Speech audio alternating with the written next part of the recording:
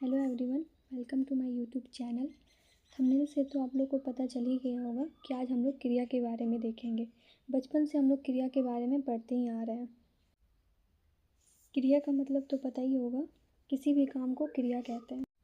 Entrance exam के लिए एक बार आप लोग देख लेना, इसको एक बार पढ़ लोगे तो आप लोग को समझ में आ जाएगा।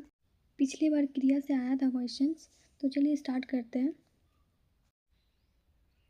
क्रिया जिस शब्द से किसी कार्य का करना या होने का बोध हो उसे क्रिया कहते हैं। जैसे खाना, पीना, सोना, रोना, दौड़ना, चलना आदि।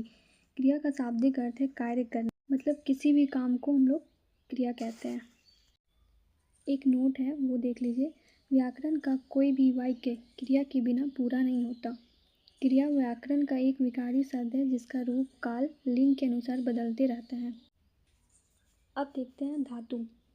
जिस मूल शब्द से क्रिया का निर्माण होता है उसे धातु कहते हैं। जैसे पढ़, लिख, चल, दौड़, सो, गा, रो या फिर जा आदि।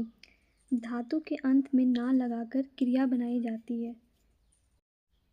जैसे पढ़ना, लिखना, दौड़ना, सोना। मूल धातु स्वतंत्र होती है। देखते हैं क्रिया के प्रकार। क्रिया के प्रकार इम्पॉर्टेंट है।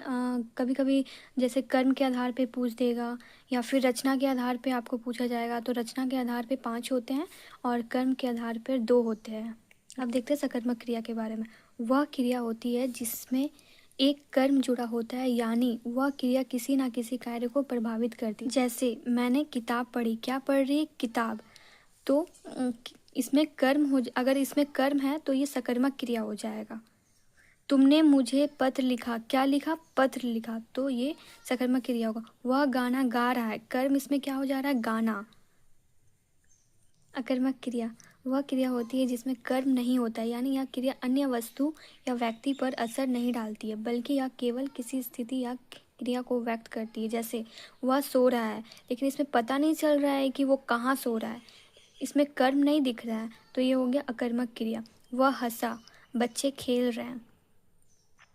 अब हम लोग देखते हैं रचना के आधार पर सामान्य क्रिया। जब वाक्य में एक ही क्रिया हो तो वह सामान्य क्रिया होती है। जैसे वो खाता है, मैं सोता हूँ, वे दौड़ते हैं। संयुक्त क्रिया यह वह क्रिया होती है जो 2 या 2 से अधिक क्रिया के संयोजन से बनती है। वह काम कर रहा है, जैसे इसमें 2 काम हो रहा है, तो ये हो गया संयुक्त क्रिया। तुम बाजार चले जाओ, चले जाओ, ये 2 काम हो रहा है, तो इसमें संयुक्त क्रिया हो जाएगा। नाम धातु क्रिया यह क्रिया किसी नाम, संज्ञा, सर्वनाम या विशेषण से जुड़ी होती है। उसका रूप किसी नाम से मिलता है। जैसे वह एक अच्छा लेखक है, उसने लिखाई, वे संगीत सुनते हैं। प्रेरणार्थक क्रिया यह वह क्रिया होती है जो किसी कार्य को कराने या प्रेरित करने का काम करती है। जैसे उसने मुझे हंसाया, मैंने उसे लिखवाया। पूर्वाष्ट क्रिया है पूर्वकालिक क्रिया। यह क्रिया वह क्रिया होती है जो किसी कार्य के पूर्ण होने या पूरा होने को दर्शाती है। जैसे मैंने काम पूरा कर लिया, इसमें काम पूरा हो जाता है। उसने पत्र लिख लिया, वे परीक्षा दे चुके हैं। ये था क्रिया और क्रिया के प्रकार। एग्ज़ाम में आपको या तो डेफिनेशन दे दिया जाएगा और पूछेगा ये कौन सा क्रिया है, या फिर ये पूछेगा क्रिया के प्रकार, या फिर कर्म के आधार पूछ सकता है या फिर रचना के आधार पर पूछ सकता है। तो आप लोग को बस इतना याद रखना है कि कर्म के आधार पर 2 होते हैं, सकर्मक क्रिया और अकर्मक क्रिया, और रचना के आधार पर 5 होते हैं।